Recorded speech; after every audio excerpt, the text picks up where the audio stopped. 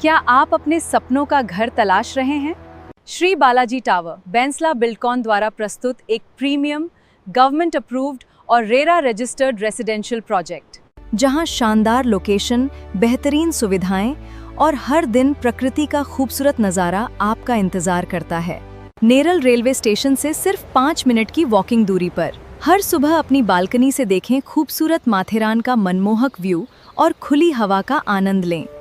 यहाँ मिलती हैं मॉडर्न एलिवेशंस, विशाल terrace club house, grand gathering hall, सुंदर गजीबो, सोलर सिस्टम और बहुत कुछ। 24 घंटे पानी की सुविधा, सीसीटीवी सुरक्षा और पास में स्कूल एवं अस्पताल। आज ही श्री बालाजी टावर में अपने सपनों का घर बुक करें। अभी कॉल करें 93245213 पर और अपनी साइट विजिट बुक करें। आम्ही जे आंदोलन करणार, धरणे ते थांबणार, पण आम्ही न्याय घेणारच असा आमचा निर्णय आहे।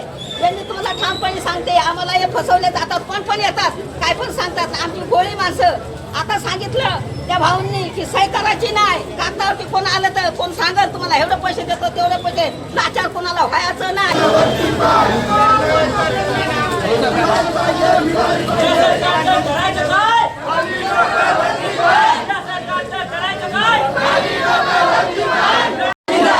चले जाओ चले जाओ चले जाओ चले जाओ, झाडं आमच्या हक्काची, कर्जत आमच्या हक्काचा।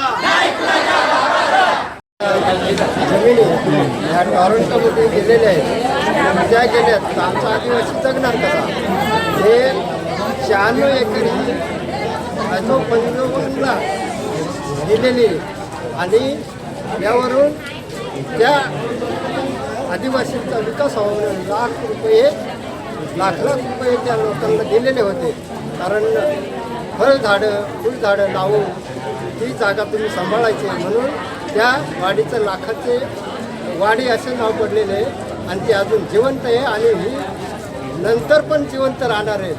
जिवंत राहण्यासाठी आम्ही मोठे आंदोलन करू, नाहीतर मग इथं येऊन आम्ही सगळे पोरं बाळ इथं येऊन उपोषण करू। उपोषण जर नाही मंजुरी मिळाली तर आम्ही आत्मदहन करू इथं सगळे आदिवासी लोक इथं तहसीलदारांच्या समोर। च्या वतीने प्रांत कार्यालय व आक्रोश मोर्चा आयोजित केलेला सर्व कर्जतकरांना माहिती आहे, गेल्या वर्षभरापासून कर्जतच्या कानाकोपऱ्यातून या टोरेंट प्रकल्पाला विरोध होतोय। आपण पाहिलं असेल 932 एकर मध्ये हा मोठा वीज प्रकल्प होतोय। या वीज प्रकल्पाचा तुम्हाला आम्हाला कुठल्याही प्रकारचा फायदा नाही आहे। याच्यामध्ये 600 एकर ही फॉरेस्टची जागा आहे, त्याच्यामध्ये 5 लाख झाडं तोडली जाणार आहेत। हा आदिवासी जो बांधव आहे हा त्या जंगलावर, तिथल्या नदीवर आणि ही जी नैसर्गिक जी संपत्ती आहे त्याच्यावर पूर्णपणे त्याची उपजीविका चालते।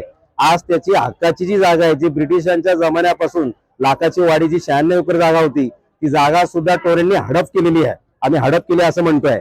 त्याच्यानंतर भालिडीचा असेल, ढाकची असेल आणि महत्वाची गोष्ट, कुठलाही प्रकल्प होत असताना त्याचा सोशल इम्पॅक्ट रिपोर्ट असेल, त्याचा एन्व्हायरमेंटल इम्पॅक्ट रिपोर्ट असेल, कुठल्याही प्रकारच्या जनतेची भावना समजून घेतली नाही, त्यांना ऐकून घेतलेलं नाही आणि जबरदस्तीने आता नाईलाजाने बोलावं लागलं ब्रिटिश बरे होते, ब्रिटिश बरे होते असं बोलावं लागतंय।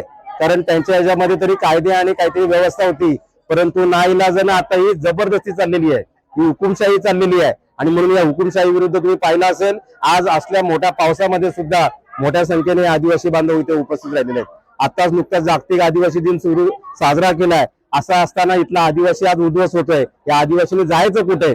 आणि म्हणून त्यांनी एक मोठ्या मागण्यांचं इथं पत्र दिलेलं आहे। आज प्रांत साहेब नव्हते, परंतु त्यांच्या प्रतिनिधीला पत्र दिलेलं आहे। इथले अधिकारी त्यांना जाऊन दमदटकी करतात, त्यांच्या सह्या घेतात आणि म्हणून आम्ही या निमित्ताने आज आवाहन केलेलं आहे, याच्या पुढे कुठल्याही प्रकारे आदिवासीने कुठल्याही कागदावर सह्या करायच्या नाहीये।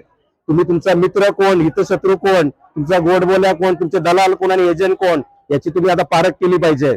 कुणीही बोलेल, कुणाच्याही पाठी याच्या पुढे जायचं नाही, तुम्ही कुठल्याही कागदावर सह्या करायच्या नाहीयेत। जागृत कष्टकरी संघटना आहे, त्यांचे प्रतिनिधी आहेत, त्यांचे नेते आहेत, त्यांच्याशी संपर्क केल्याशिवाय कुठल्याही कागदावर सह्या करायचे नाहीये। हे आज निवेदन दिलेलं आहे म्हणजे तुमची लढाई संपलेली नाहीये, ही सुरुवात झालेली आहे। याच्या पुढे सुद्धा मोठ्या संख्येने आंदोलन उभं राहणार आहे।